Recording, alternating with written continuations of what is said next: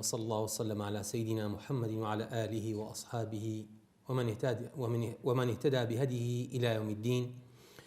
رب اشرح لي صدري ويسر لي أمري واحلل عقدة من لساني يفقه قولي. خۆشەویستان و ئازیزان، بەردەوامی لەوانەکانی کتابی مەتنی ئەبی شوجاع ئینشاءالله بە پشتیوانی خوای گەورە هەوڵ دەین لەو دەرسەدا کۆتایی بێنین بە کتابی نیکاح. هەندێک باس و بابەت ماون کە بەڕاستی زۆر گرنگن، چۆنیەتی ئەو بابەتانە یعنی وردبوونەوەی زۆرتر و زیاتریانەوێتن. بێگومان ئێمە چەندین جار لە خلالی ئەو 20 قسووروانەیە کە لە خزمەت ئەو کتابەیداین باسمان کردی، یعنی بابەتی فقهی هەویرێکە ئاوی زۆریەوێتن و بابەتی فقهی وەکو عەقیدە نییە. عەقیدە بێگومان بە ئایەت بە حەدیثی صحیح چەسپاوە و عولەما ئیتیفاقیان لەسەرە، بەڵام قەزی ناو مستەڵەحی کوردەواریدا کە دەڵێن شەرعیانی فقه با بڵێن فقه ئەو خوازە،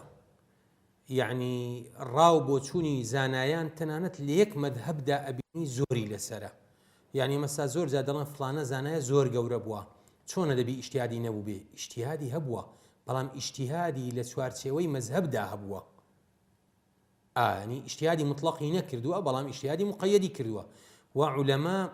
یعنی زۆر جار وا هەبووە لە خلالی ڕووچوون لە بابەتە فقهی ڕیوە، چونکە زۆر شتیان لۆ ڕوون بوویتەوە. تەمان عولەما وەکو باسمان کرد، یعنی قاعیدەیەکیان لۆ خۆیان داناوە، ئەو قاعیدەیە ئینسان گەیشتە ئاسێکی وا کە لە عەوام تێپەڕی بۆ طالب العلم و لە طالب العلم تێپەڕی بۆ مجتەهید و باحیث، ئیتر ئەوە وەک بڵێن ئەو دەرگایانەی لە بەردەمدا ئەکرێنەوە. جا بۆیە بابەتی فقهی زۆر دەینیت و ئەبا و بە تایبەت بابەتی ئوسرا، بابەتی نیکاح. دکتۆر عەبدولکەریم زەیدان کە عالمێکی عێراقی بوو، کتابێکی داناوە المفصل في أحكام المرأة، یعنی کتابێکی گەورەیە هەموو ئەو باس و بابەتانە، و تەنانەت ئەویش ناتوانێتن کۆتایی بە زۆر شت بێنیتن، لەبەرچی هەندێک بابەت لە نوێ ڕادادێتن لە ئەنجامی ئەو پێشکەوتنەی کۆمەڵگا شت دێتە ناوێ، دەبێ عولەما قسەی لەسەر بکەن. جا بۆیە لە کۆن و لە نوێ شت زۆرە لەو بابەتە، بەڵام ئێمە کتابێکی پوخت و کورتمان هەڵبژاردیە، ئێستا دەچینە خزمەتی کە کۆتا بابەتە بیتن ئینشاءالله، کۆتا دەرسە بیتن لە خزمەت بابەتی نیکاح و ژن و ژنخوازی و ئەو بابەتانەی کە پەیوەندیدارن بۆ بابەتە. ئەفەرمێ لە بابەتی ئیستیبرا، یعنی کە لۆمان باسە کاتن چییە؟ ئەفەرمێ ومن استحدث یا ومن استحدث ملك أمة حرم عليه الاستمتاع بها حتى يستبرئها إن كانت من ذوات الحيض بحيضة. جاء تائران بابز بيتن أفرمي أجر بياوك آفرتيشي جارية كويلا كجاري بلين واتا جن بكريتن يان بميرات يان بوصية يان بهدية ببيتا خاوني باشا. طبعا هو وەکو باسمان کرد یعنی لە دەرسی ڕابردوو کە ئێستا نەماون، بەڵام لەو فەڕەزنا یعنی ئومەی ئیسلامی ئەوە گەڕاوە دەنا ئەو بابەتانە گەر ئینسان نەشخوێنی ئێستا زۆر مولزەم نییە. بەڵام دەفەرمێ گەر بۆ خاوەنی جاریەک لەسەری حرامە بێتن کە دەستبازی و چوونە لاو ئەوانەی لەسەر بکاتن تا دڵنیا ئەبێ لێی پاچی ئەکاتەوە. باشە بەچی؟ ئەگەر هاتوو لە ذەوات الحەیض بوو، واتە ئەو ئافرەتە لەوانە بوو کە حەیضی ئەدیت، باشە ئەوەندە پیر نەبوو یان ئەوەندەش کچکە نەبوو، دەبیت حەیضێک ببینیتن لە لای ئەو کەسە پاک ببێتەوە، ئەو جالۆی هەیە. وئین کانت من ذەوات الشهور، ئەگەر لەوانە بوو عیدیان بە شەهر بوو، باشە کەوانیشمان باس کردن، ئەوە بشهرین فقط یەک مانگ لە لای ئەمینێتەوە، ئەو ئافرەتەوە بڵێ پاکە بیتەوە، دەتوانێتن ئەو پیاوە بچێتە لای. وئین کانت من ذەوات الحەمل، ئەگەر هاتو ئەو جاریەی کرا هەدیە، کڕی، میرات بوو، وەسیەت بوو، شتێک لەو بابەتانە، ئەوە بالوەضعی ئەگەر حەملی هەبوو دەبی حەملەکەی دابنێتن ئەو جارەکە لۆی هەیە. وإذا مات سيد أم الولد استبرأت نفسها كالأمة. ئەگەر هاتوو جاریەک لە لای سەیدەکەی بوو، دایکە منداڵی پێڵێن، واتە ئەو سەیدەکە چوو بۆ لای و منداڵی لێ بوو، عینی بە هەمان شێوە پاک ئەبێتەوە لە بۆ کەسێکی دیکە وەکو ئەو جاریەی کە باسمان کرد. ئەگەر هاتوو بە حەیض بوو، ینی گەنج بوو، حەیضی ئەدیت بە حەیضێک، ئەگەر شهور بوو، ئەو دایکە بڵێن لەوانە بوو کە ئایسە بوو، ئەوە بوو کە باسمان کرد، ئەوە دەبی مانگێک ببینێتن. ئەگەر هاتوو لە حەملیشی هەبوو، ئەو کەی منداڵی لێ هەبوو و کە سەیدەکەشی مرد، ئەو جا بڵێن منداڵێک تکەی لە حەملیدا بوو، دەبی منداڵەکە دابنێتن، ئەو جا لە بۆ کەسێکی دیکە حەڵاڵە بێتەوە، واتەوەچی جاریەیەکی ئاحتیادی. ئەوە بابەتێکە کە ئێستاکە وەک بڵێن کەمتر، هەرچەند ئەوە زۆر جاری شەخنە لە دێنە سەر کتابی ئەوە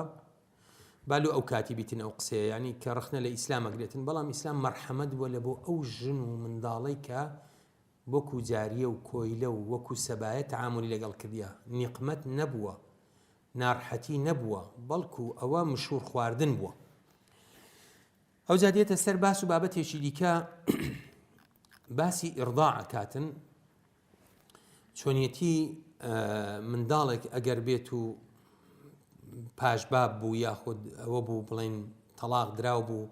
کو ئەو منداڵە تەعاملی لەگەڵەکرێتن لەو حاڵەتەدا،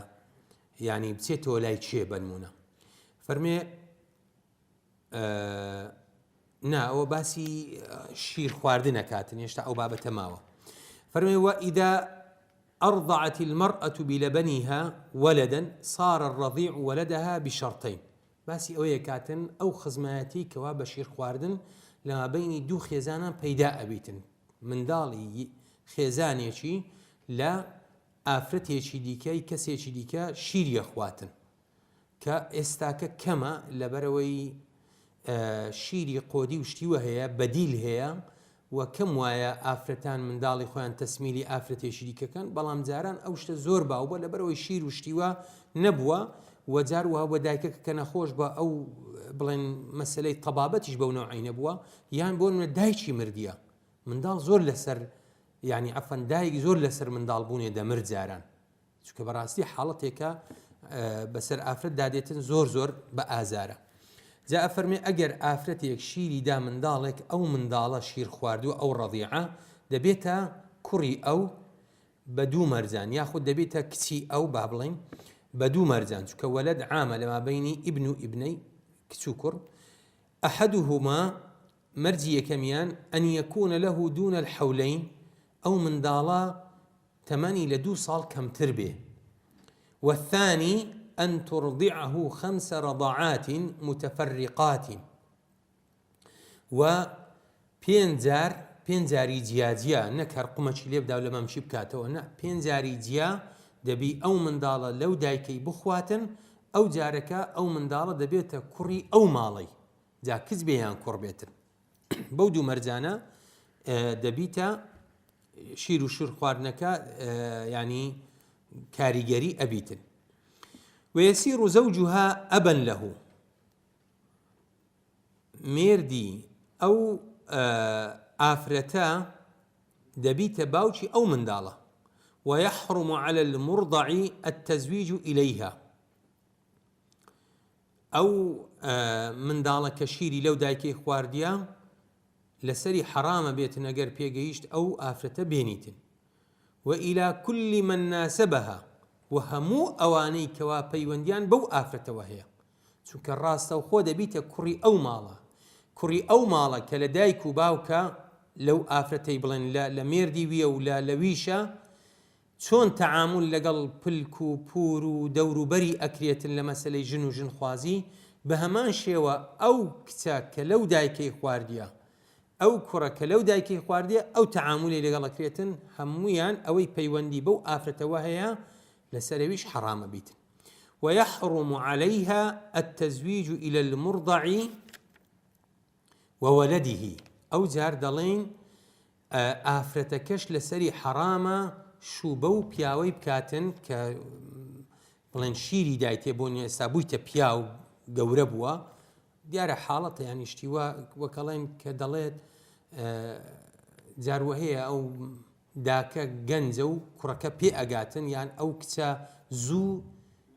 مێردی کردیە. عەبدوڵڵای کوڕی عەمری کوڕی عاس ئەگەر ژیانتان خوێن بێتەوە دەڵێ 11 ساڵان لە بابی کچکەتر بوو.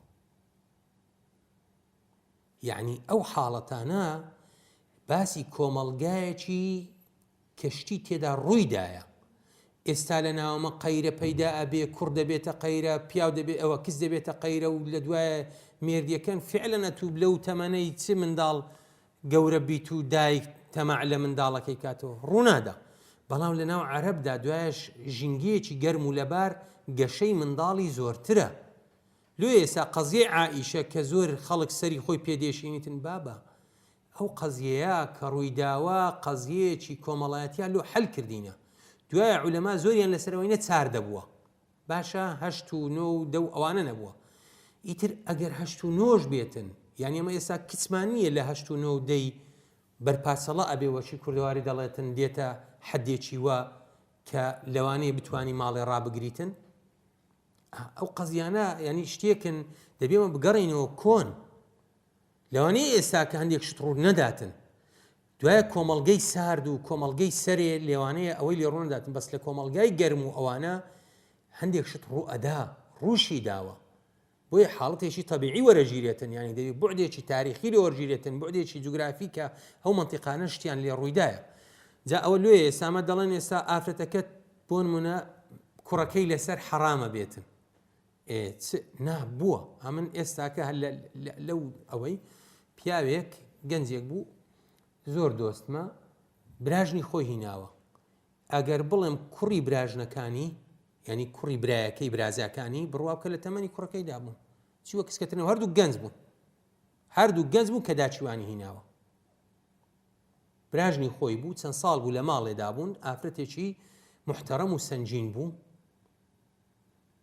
بەنیازی ژن هێنانێ بوو ئەو پیاوە خێزانی گوتی مادام هەر ژنێدێنی براژنی خۆت بینە شت ڕوو ئەدا زۆر جاروەیە کەسەکە کە دێ ڕەخنەیەگری کە دێش بوو هەی پەیداکە لە عەقڵی خۆی قسانەکە کاکە لە عەقڵی خۆنا هەموو شتەکان وەخوێنەوە کە عولەمای مە ئەوەیان کردی عولەمای مە مراعاتی هەموو جە و ژینگە و ئەوەشیان کردی جا دەفەرمێ وەوەلەدیهی ینی چی حرامە لەسەری چک ئەوەکە هەتا منداڵەکەشی ینی کڕوکسەکانیشی دوونە من کانە فی دەرەجەتی بەڵام ئەو داکە لەسەری حرام نییە بۆ نمونە شوو بە برای ئەو منداڵی کە شیری لێ خواردێت چونکە بەس ئەو کوڕە لەو عائیلەی کە شیری لە عائیلەی دیکە خواردیە بۆ نمونە ئەوە لە خێزانی ئەلفە کە لە خێزانی با شیری خواردیە ئەو داکە کە لە خێزانی باە بەس ئەو کوڕەی کە لە ئەلفێ لەسەری حرامە لەگەڵ منداڵەکانی ئەوەی لەو کوڕە دەبیتن ئەجینا برایەکانی ئەوانەی دیکە ئیعتیادیە دون من كان في درجة أو أعلى طبقة منه يان باوشي بنمونة يعني لوي برستر بابيري اعتيادية فيواندي زواجه أو أنا لقلب بسيتن بس كركا لسري حرام بيت ديت سر نفقي دايكو باوك أو لو فصليدا طبعا هو بكورتي وبختي بريوا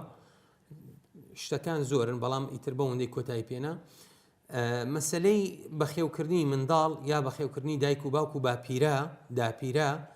لە ئیسلامدا تەمان حیسابی تایبەتیان لۆ کراوە دەفەرمێ وەنەفەقەة العەمودەین من الأهل واجبة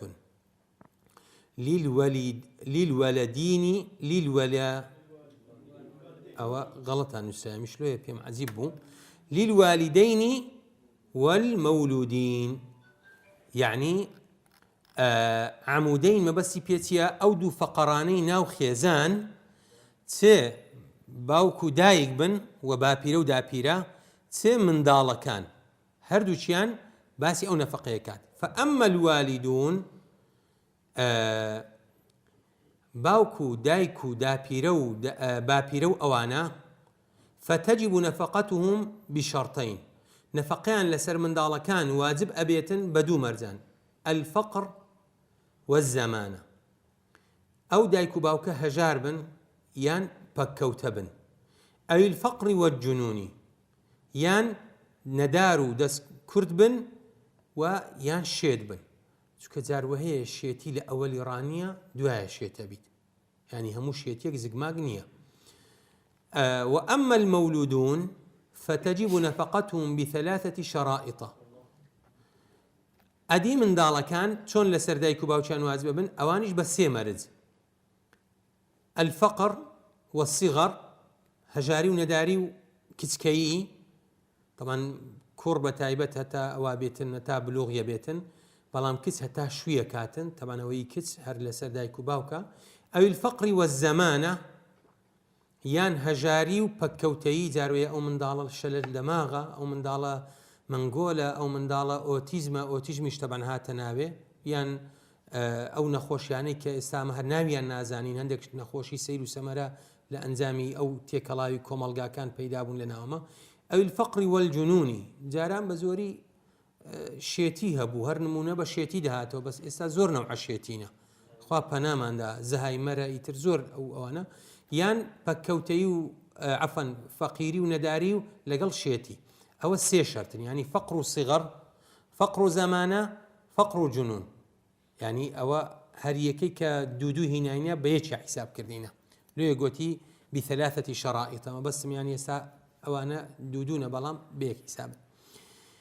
ئەو جا دێتە سەر کۆیلە و دوور لە ڕووتانەنی ئاژەڵ و شتیوە، چونکە ئەوانیش لە ئیسلامدا مافیان ڕەچاو کرایە. ونفقة الرقيق والبهائم واجبة، نەفەقەی کۆیلە و عەبد و ئەوانە دووبارە لەسەر سەیدەکەی یاخود خاوەن ئاژەڵەکان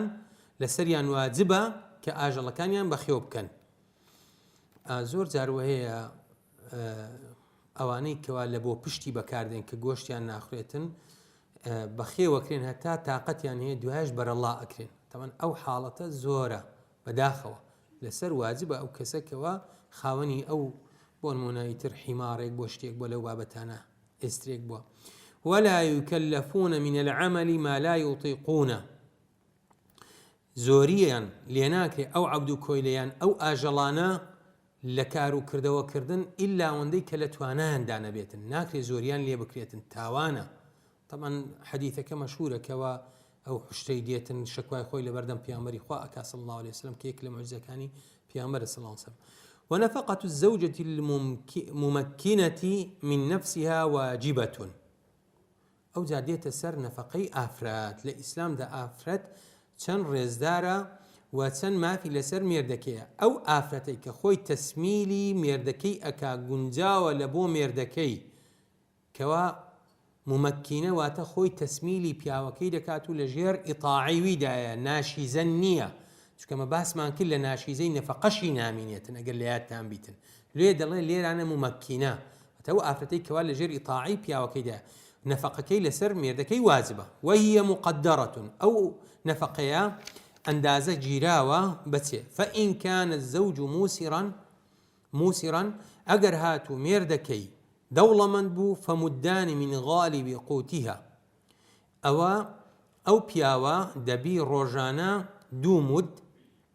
لە قوتی، ینی ئەو خواردنەی کەوا لەو مەنتیقە بەکاردێتن لەسەری واجب داتە ئەو خێزانەی ئەو ئافرەتەیە.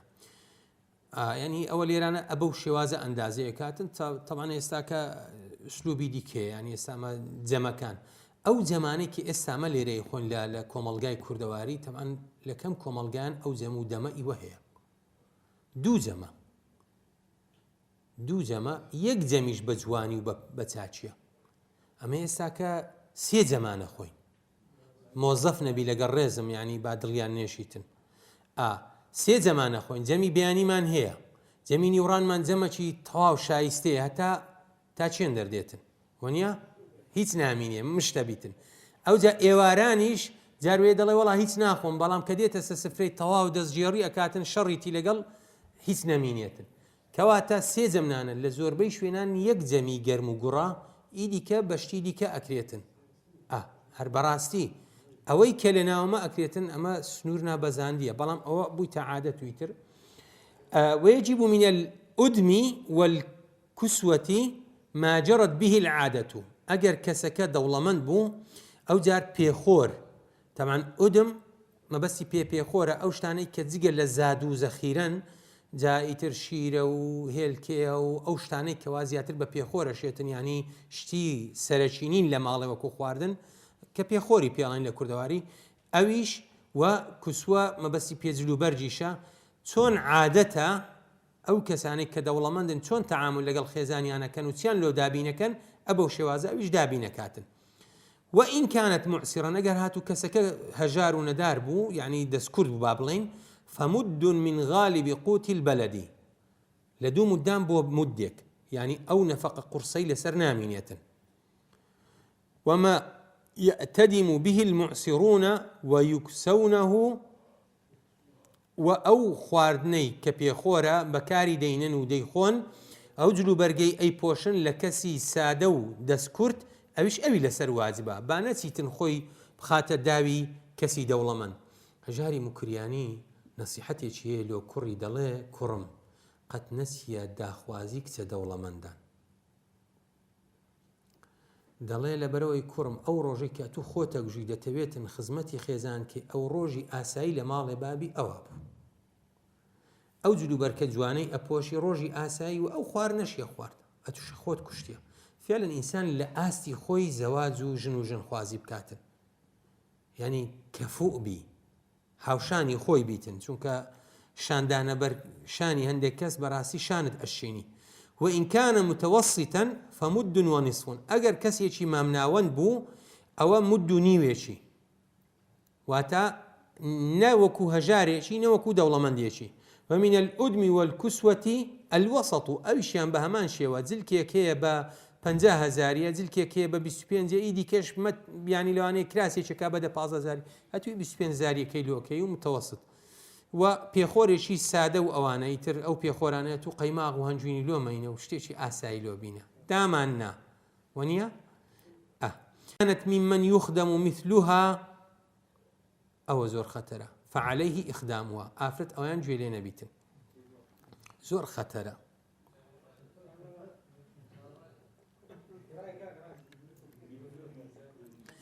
ئەگەر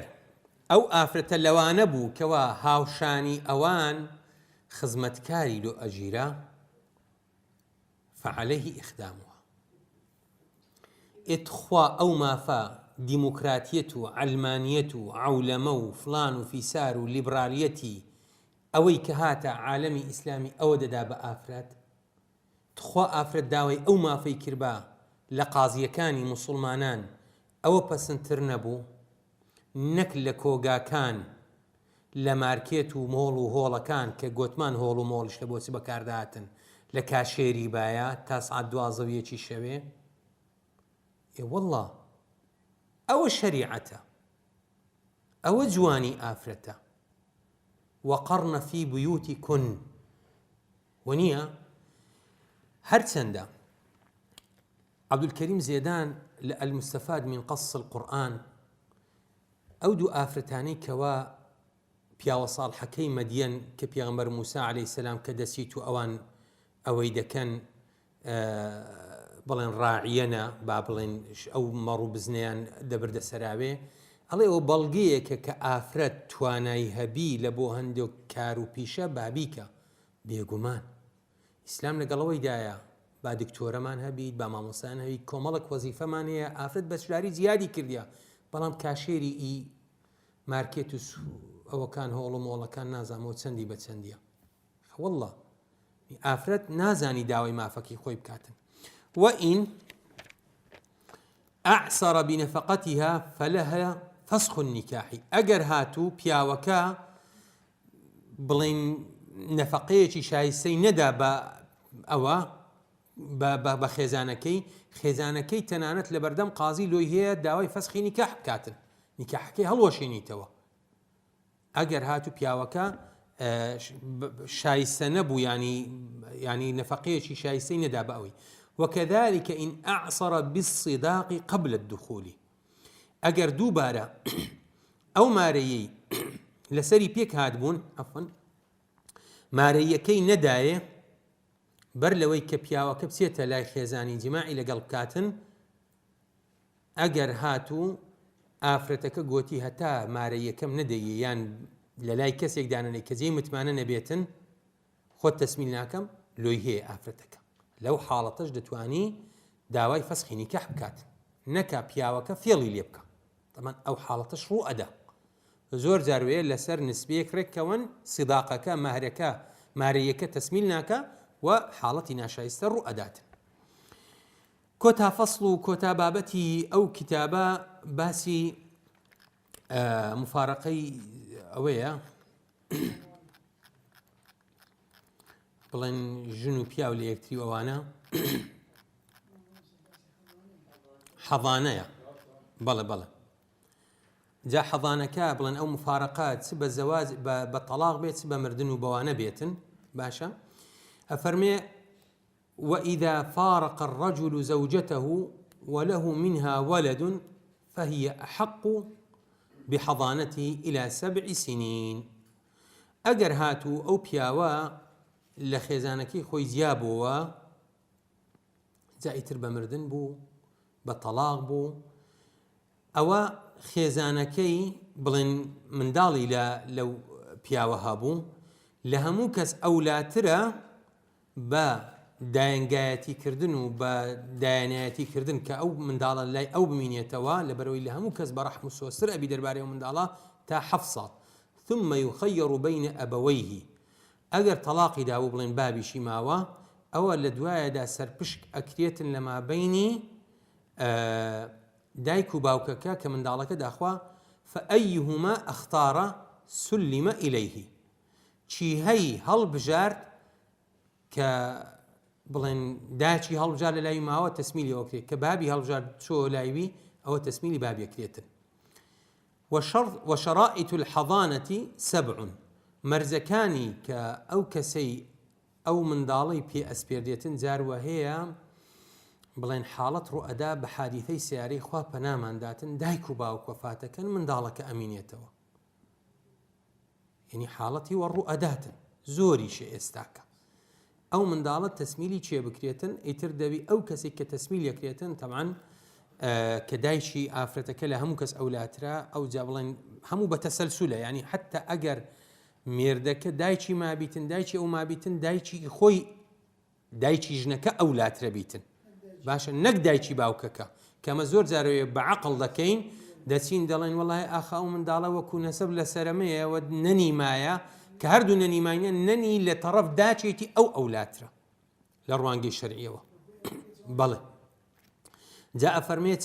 7 مەرجانە تەمان ئەوە لێرانە بە کورتی باسەکاتن شەرتی حەضانە چکە بەڕاستی پێویستە ئینسانە و حاڵەتانە بزانیتن کە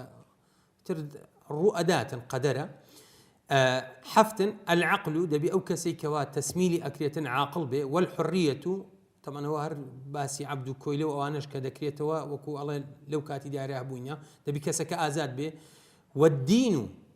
و دەبی کەسێکی دیندار بێت ئاین پەروەر بێت تەسمیلی کافر ناکرێ ونیا خوای پەروەردگار فەرمێ ولن يجعل الله